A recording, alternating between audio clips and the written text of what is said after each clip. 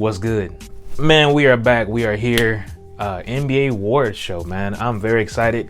As you all know, I haven't been keeping up with too much of the NBA on my platform. However, I've been watching the game a lot this season, so I will be giving my expertise and my predictions on the NBA awards, from Coach of the Year, Rookie of the Year, MVP, Most Improved, Sixth Man, and stuff like that. I forgot to add that, so I'm gonna jot that down in my notes right now.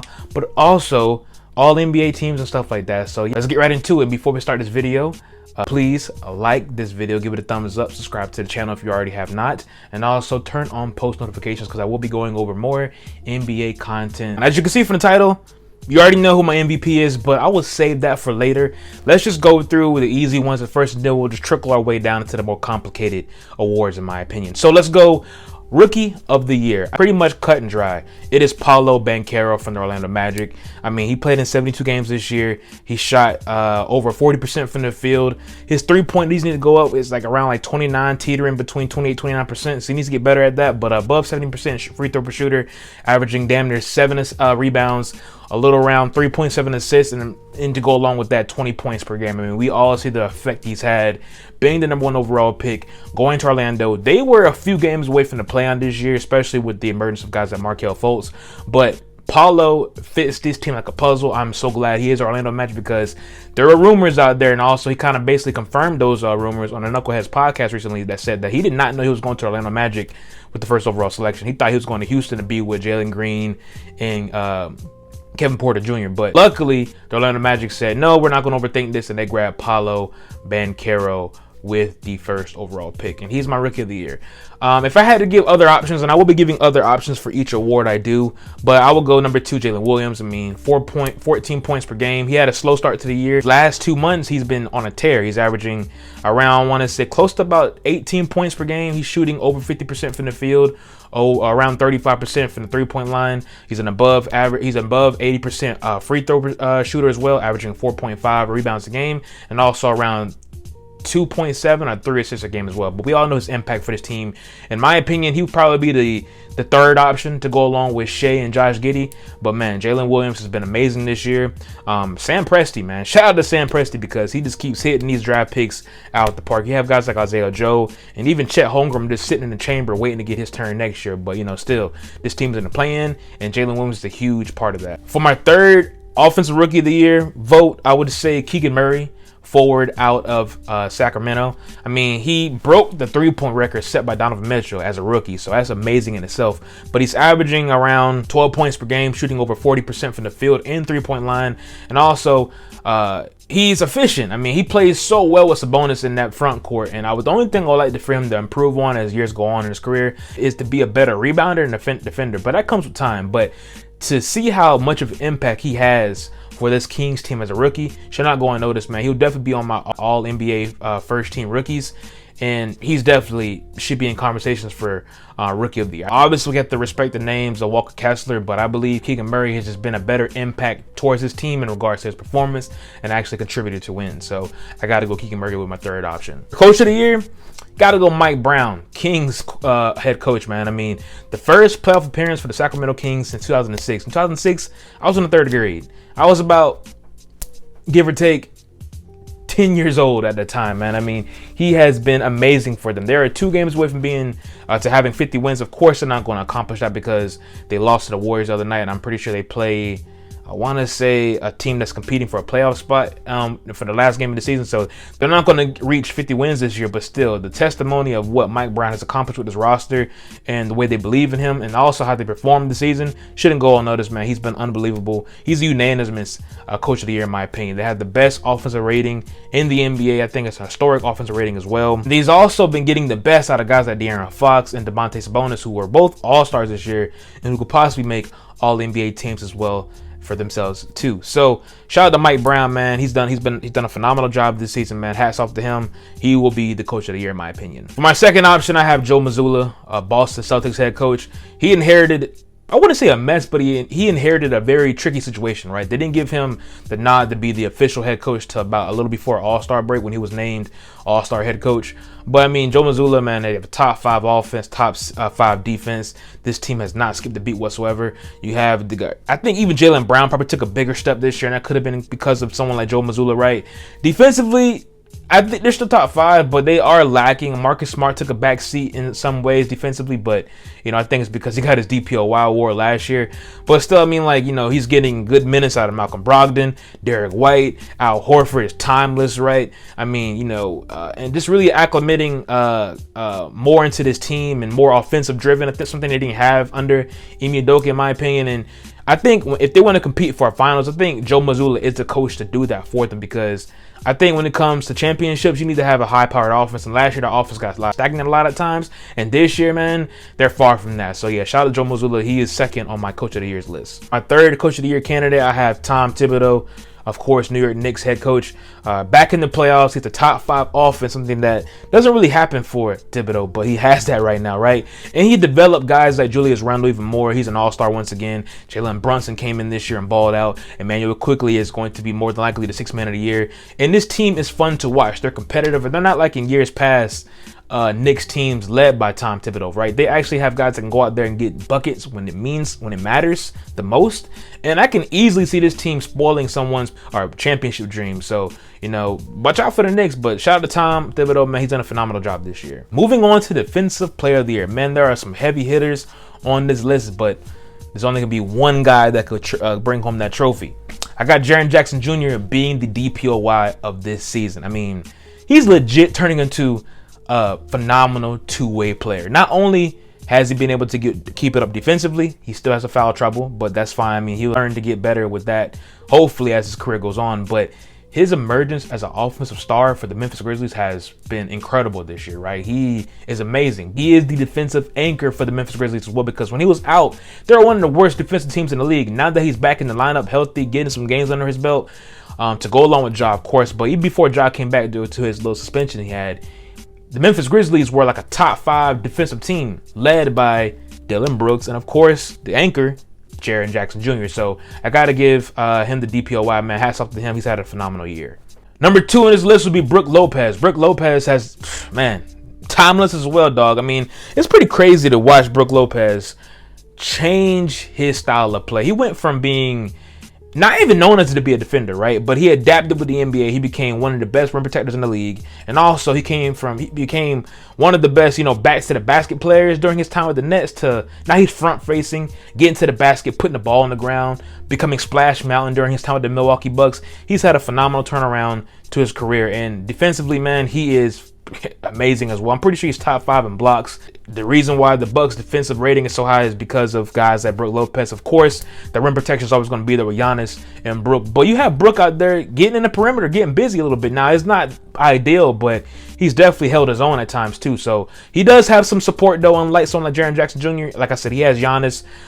He has guys like Bobby Portis, Drew Holiday as well to really anchor that defense for him. But still, Brook Lopez, his contribution should not go unnoticed. He'd definitely be an all-NBA first-team defender, in my opinion. So, yeah, Brook Lopez is second on his list. My third spot, man, I have Evan Mobley with the Cleveland Cavaliers. This dude can defend 2 through 5 on the court. If you watch him play, man, he's everywhere. Games he has to defend someone like Joel Embiid, but then he might have to get on the perimeter and defend someone like Zach LaVine, DeMar DeRozan, right? I mean, any other top guard out the East. And if you want to go West, he has to defend guys like Kevin Durant and stuff like that on the wing, Kawhi Leonard. I mean, he's everywhere on that court. He's a phenomenal defender. And also, you have to keep in mind, he is, to go along with Jared Allen, the defensive anchor for the Cleveland Cavaliers. They have one of the best defenses in the league because of him. They're a top 5, I think they're top 4 defense because of Evan Mobley's effort and his contributions. And not to mention, obviously to the season beginning, we kind of had some questions about, can this team be defensively good because of the smaller backcourt they have in Donovan Mitchell and Darius Garland. But, Evan Mobley has taken that role on to being that anchor, and he has not let down whatsoever, man. I think Evan Mobley's going to have a breakout playoff run as well. He's phenomenal. He is fun to watch. He is one of the bright emerging stars in this league, and he will get a DPOY one year, but not this year, but he'll come close, man, because he was amazing this season. 6th man of the year. Now, let me be honest. I would not lie to you. I just came up with this list right before I pressed record because, as I said in my intro part of the video, I forgot about it. I don't know how it slipped my mind, but I will go over it real quick and give my honorable mentions as well, plus the 2 other guys that I believe might be able to hoist the trophy, but there, at the end of the day, has to be one guy. Number 1, Emmanuel Quickley for the New York Knicks. He's been phenomenal. I mean, what can you say? He is that spark off the bench for the Knicks. Now you can argue that, okay, he has played a lot of starting minutes and he started a lot of games in the absence of someone like Jalen Brunson, but if you just watch him play, there's no slack to what he brings to the table. Brunson is that guy on the first rotation, but when Manuel Quigley comes in, they're still cooking offensively. I mean, he's had a phenomenal year when it comes to just scoring off the bench, and also he might be the best defender, perimeter at least, on that team. I understand that Mitchell Robinson is the best rim protector on the Knicks, but when it comes to the perimeter defense, at his size, it's crazy how phenomenally talented he is at defending on the perimeter against, guards and also some wing players that can put the ball on the ground and get busy as well. So Manuel Quigley is number one on my list. Number two is Malcolm Brogdon, the president, right? He's 50, 40, 90 guy. I mean, in the past, he almost damn near did it this year. The only thing that lacks in his game, in my opinion, is him getting to the basket and laying the ball up. Everything else, he's phenomenal. He's one of the best three-point shooters in the league statistically, and he has been a phenomenal sixth man for the Boston Celtics. And let's be honest, outside of Manuel Quigley, he started in games, but if you want to go just true six man, Malcolm Brogdon should hold that because he doesn't start whatsoever when it comes to that Boston team. And that's big ups to Joe Mazzulla, acknowledging that Malcolm Brogdon needs to be that piece off the bench to really assert this team to high levels and possibly another finals appearance. Number three, I would have someone like Bobby Portis from the Milwaukee Bucks. Now, Bobby Portis has been great in the absence of Chris Middleton and Giannis throughout the season. He's been able to hold down that forward spot. I want to say he's averaging close to around 16 to 17 points per game, maybe a little higher than that, but you see his contributions on the court. He's been phenomenal during his whole tenure with the Milwaukee Bucks. So for him to step up this year and take on even a bigger role with guys like Middleton, like I said, and Giannis being out the lineup, it shouldn't go unnoticed, man. Bobby Portis has been very good. And for my honorable mentions, I have Norman Powell.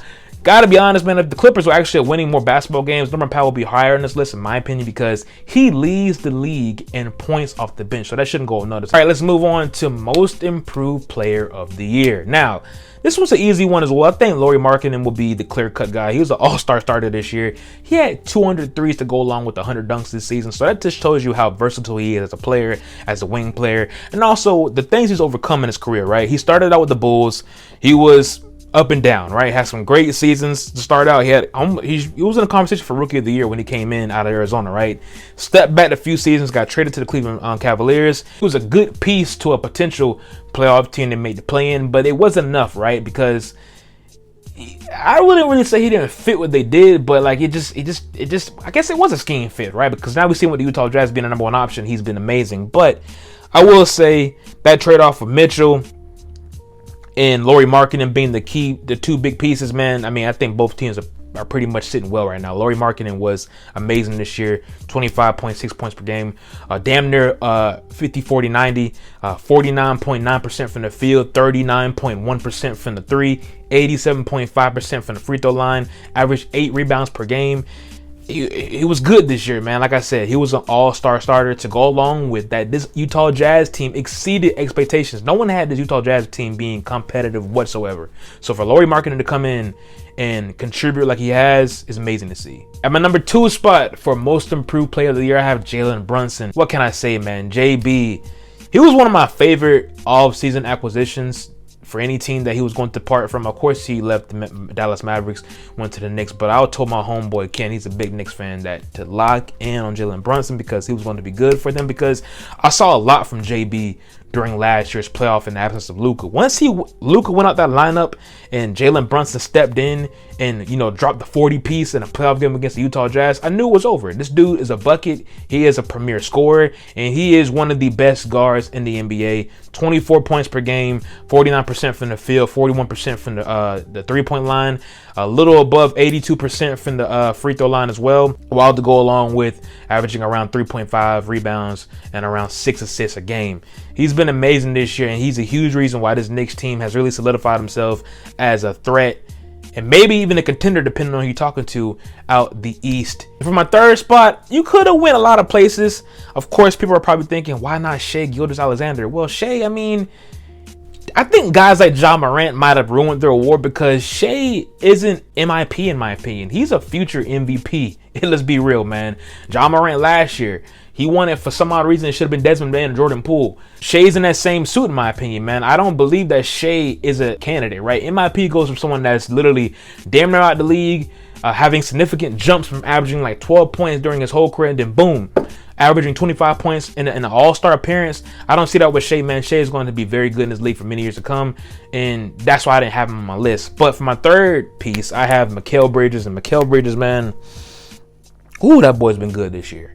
83 games played, 20 points per game, 4.4 rebounds per game, 3.3 assists per game, 46% from the field, 89% from the free throw line, 38% from the three-point line. That was just his stats for the accumulative of the season, right? Being a new Phoenix Sun and being traded to the Brooklyn Nets in exchange for Kevin Durant and some, draft picks or whatever, right? But let me tell you this real quick. During his time with the Brooklyn Nets, he has averaged 26.6 points per game. That is a huge step into someone that's just been a spot up corner, 3-and-D type player, man. He can really put the ball on the ground and get to work. That's why he's third on my list. If he would have had an entire season with the Brooklyn Nets, I think he would have won this award and been an all-star, to be fair. All right, we are here. The MVP. As you can see in the title, man, Joel Embiid is my MVP. Okay? I'm sorry. Back-to-back scoring titles. And yes, Giannis should be mentioned as well. He's the best player in the league. But it's like LeBron for all those years. We know Giannis isn't going to win it right now because of, one, he missed a lot of games. And two, Joel and Jokic, the on-the-court battles they've had against other teams, the off-the-court conversations that's been held between those two. Yes, Giannis should be mentioned, but it's down to Joel and Jokic in my opinion. Now, let me explain again. Back-to-back scoring titles, the first time that's been done by a center since Ben McAdoo. Ben McAdoo played in the late 70s, early 80s, if that, right? The first time a 7-footer has won back-to-back scoring titles since Kareem Abdul-Jabbar, and also averaged 33 points per game, 10 rebounds a game, 4 assists, shot over 54% from the field, shot a little around 33% from the three-point line, and also, of course, he's a free throw merchant, and he shot 85% from the free throw line. I mean, let's be honest, dog. I mean, he had 44 30-point games this season. In my opinion, I know he didn't have that head-to-head matchup with Nikola Jokic, but he basically wrapped up his MVP against the Boston Celtics. He had 52 points, 13 rebounds, 6 assists, made 20 baskets on 25 attempts. That's amazing numbers, man. And not to go along with everything else, man, he had the second best PER in the league. I mean, what more can you say about the guy? He is the MVP in my opinion. There's a lot of pressure on him now when he wins this award. I think he will win it, but we have to give him the MVP because he's been utterly amazing this season. Now, of course, the second, in my opinion, is Nikola Jokic. I know he has the crazy numbers, 24 points per game, damn near 12 rebounds, damn near 10 assists. He's averaging almost a triple-double, right? He has the best PER in the league for the fourth consecutive season in a row. He's second in total assists this year, right behind Trae Young. He has second most rebounds and assists behind Domantas Sabonis. And also, he has the most triple-doubles this season. With all that being said, though, I know it's historic numbers. Any other year, Jokic might get it, but I think Joel has just been a little bit better when it comes to his performances, right? I know I might be teetering more on it because of his scoring, because Joel Embiid has been putting on some amazing scoring outputs. I mean, even to go along with I want to say, I think he had 4 50-plus games this year. And if I'm not mistaken, without me looking, I think they had the better record than the Denver Nuggets. Now, I'm not making a case against Jokic. I know Jokic uplifts his talent. Without Jokic, they're damn near probably a play-in team, if not maybe like the 12th or 13th or 14th seed, if you want to be honest. But to be fair, I think it's Joel's award. I did a lot of talking, so let me just recap my NBA awards, just in case you missed it. For my Rookie of the Year, I have Paolo Banchero. For my Most Improved Player of the Year, I have Lauri Markkanen. For my Sixth Man of the Year, I have Emmanuel Quickley. For my Coach of the Year, I have Mike Brown. For my Defensive Player of the Year, I have Jaren Jackson Jr. And for my MVP, I have Joel Embiid. Now that we have got that out the way with the NBA awards, that was a lot of talking, man. But, that's all I love to do, man. Let's talk NBA first teams, second teams, third teams, all defensive teams, first and second. And also, I will just give my first team all NBA rookies. But let's go over all NBA first team. Now, according to my standards, I'm basing this off winning, performances, and your availability. Now, I know the whole position list thing is going to change next year. It has to be a criteria, how many games you can play, so on and so forth. But that's next year. We're just focusing on right now. And of course, I don't have any voters, right? It's right. I'm just going off what I believe these first, second, and third teams should be held. All right, for my All-NBA first team, for my first spot, I have Donovan Mitchell. For my second spot, I have De'Aaron Fox. For my third spot, I have Jason Tatum. For my 4th spot, I have Giannis Antetokounmpo. And for my 5th spot, I have Joel Embiid. Now, like I said, this is basing off winning performances and availability. I think all 5 of these players have been exceptional this year. Giannis, of course, has missed some games, but I don't think there's been any forward in the NBA better than Giannis Antetokounmpo. I do believe Giannis is the best player in the league. Donovan Mitchell and De'Aaron Fox, they had magnificent seasons, and also they led their teams towards the playoffs. To go along with all that, De'Aaron Fox was an all-star this year for the first time in his career, and also I think he had the most fourth quarter points this season. He's been amazing this entire year. I have to give him the nod as first team All-NBA. Now, my second team and third teams was probably suit up better because those players collectively are probably better than my first team, especially in the guard positions. But let me just go with my second team right now. First spot is Stephen Curry. Second spot is Shai Gilgeous-Alexander. My third spot is Julius Randle. For my 4th, I have LeBron James. And for my 5th spot, I have Nikola Jokic. Same thing, winning, performance, and availability. I think Steph Curry and Shai have been amazing this year. You can make the case that Shai should be first All-NBA. But the thing about it is he's in the play-in. De'Aaron Fox is in the 3rd seed. I think De'Aaron Fox's performances and winning has been a little more impactful in regards to Shai. Same thing with Julius Randle. He's been amazing this year. LeBron, he broke the all-time scoring record. He was on a tear before his ankle injury. And then you have Nikola Jokic, who's going to finish second in the MVP votes. My third team, this is some heavy hitters. I have Luka for my first spot, Damian Lillard for my second. Third spot will be Jimmy Butler. 4th spot will be Lauri Markkanen. And for my 5th spot, I have Domantas Sabonis. So, like I said, Luka and Dame, they were fantastic performers this year and damn near were available the entire season. But they did not win enough games, man. They both had high seeds throughout the season, and of course, their fantastic play wasn't enough. All right, it could have been because of their cast of players and stuff like that. The role players didn't really come through for them either.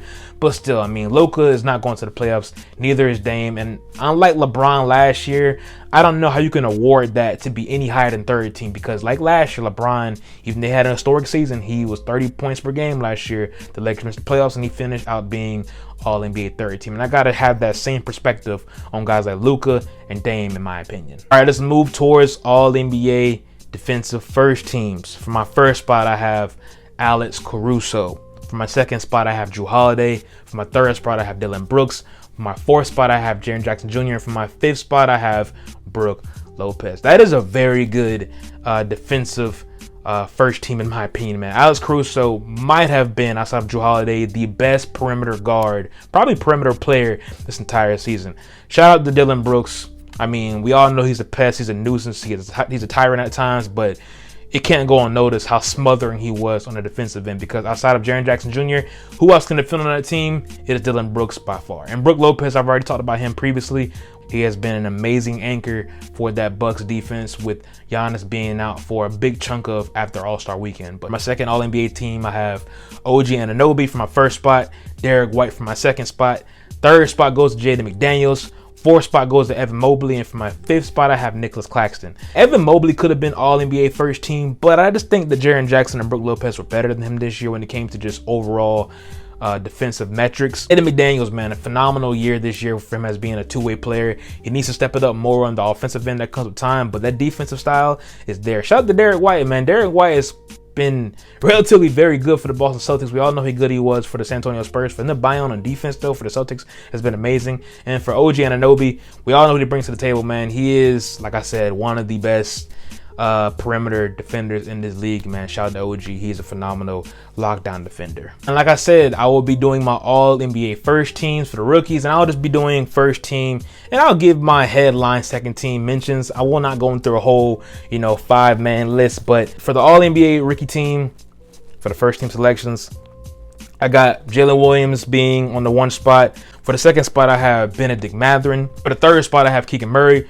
For my 4th spot, I have Paolo Banchero. And for my 5th spot, I have Walker Kessler. That's my first team in totality. But when it comes to the headline second team additions, you have to mention guys like Jaden Ivey, guard for the Detroit Pistons, and also Jalen Duran, center for the Pistons. They showed a lot of promise during their rookie season. That'll about do it. I thank y'all for listening to this whole entire, award show. Comment down below if you believe I missed anybody for a particular award that you might have said that, hey, this guy should have been mentioned. I just had to keep it 100 and, try to keep it an even playing field and give my respect to guys that really deserve those awards. Anyways, man, like I said, thank you for tapping in. Until next time, that is a wrap.